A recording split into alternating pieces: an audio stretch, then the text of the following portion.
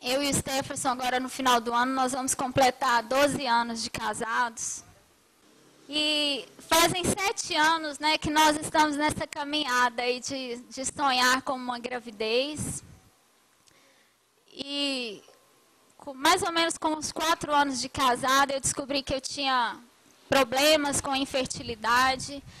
E nós começamos a trilhar esse caminho.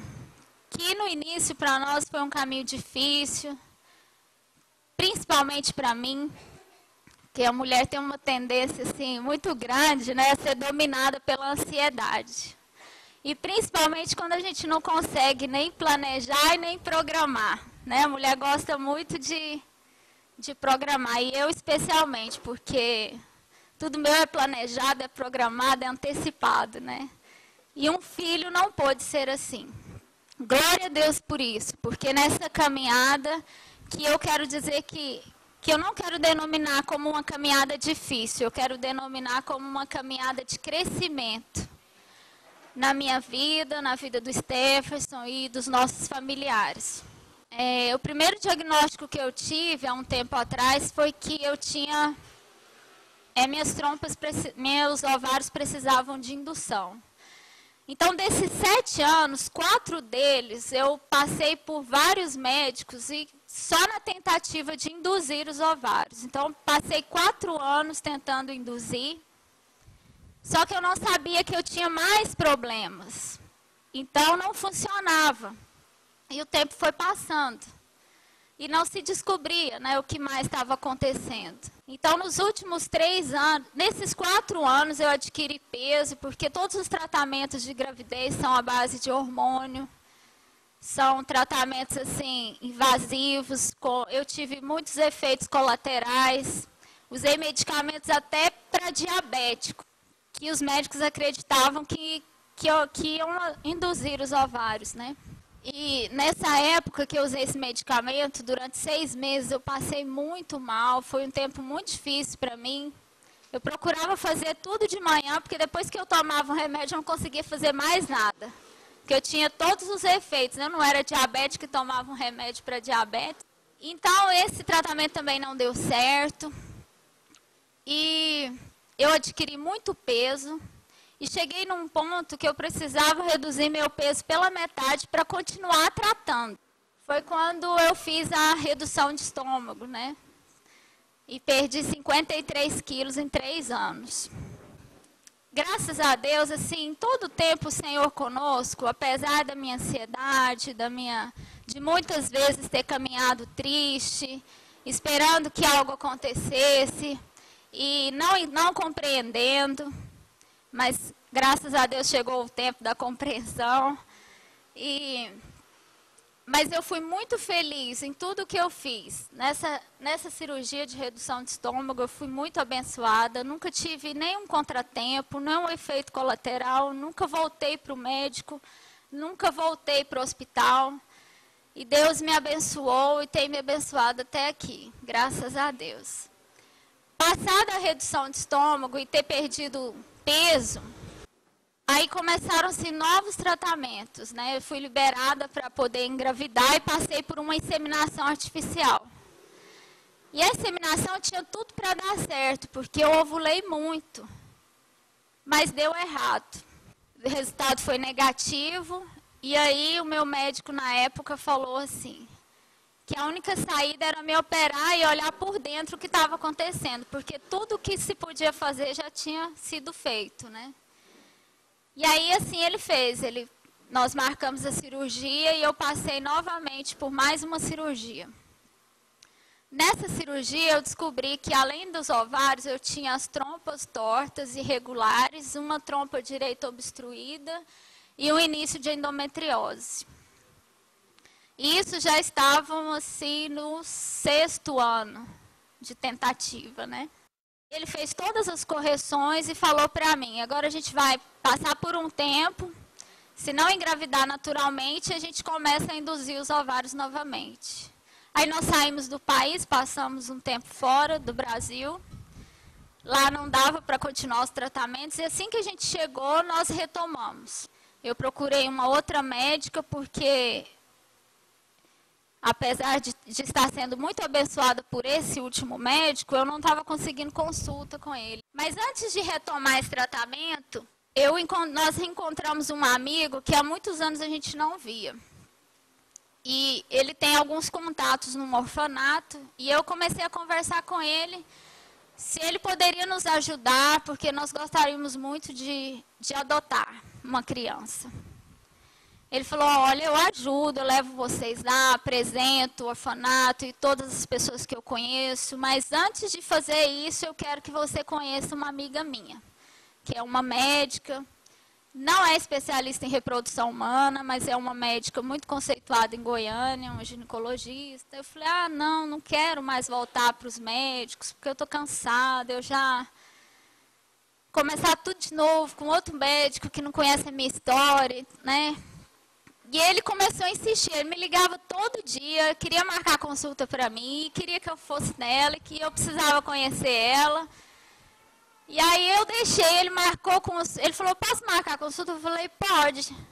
Ele falou, então a médica vai te ligar. Eu falei assim, eu nunca vi um médico ligar para um paciente, que nem é dela, para marcar uma consulta, né?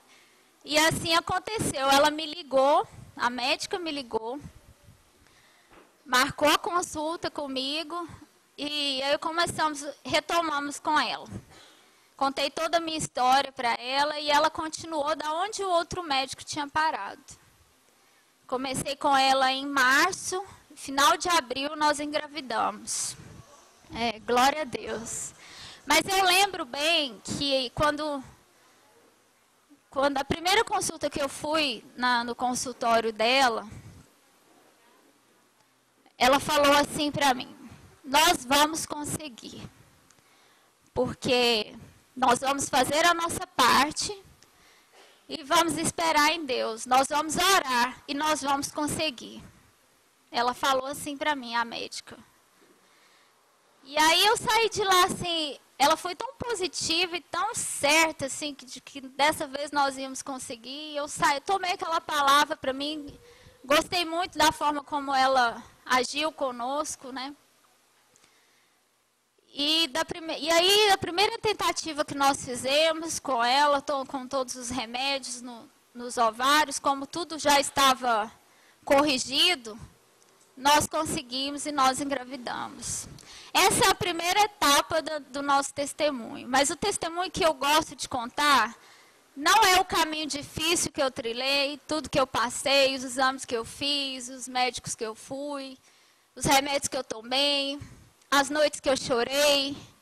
Não é esse o testemunho que eu gosto de contar. Eu gosto de contar a segunda parte, que foi o caminho do crescimento. Que foi um caminho que o Senhor nos ensinou lá no Salmo 37, o que é verdadeiramente entrega, confia e descansa. Porque às vezes a gente acha até que entrega, às vezes a gente acha até que confia, mas nunca a gente descansa.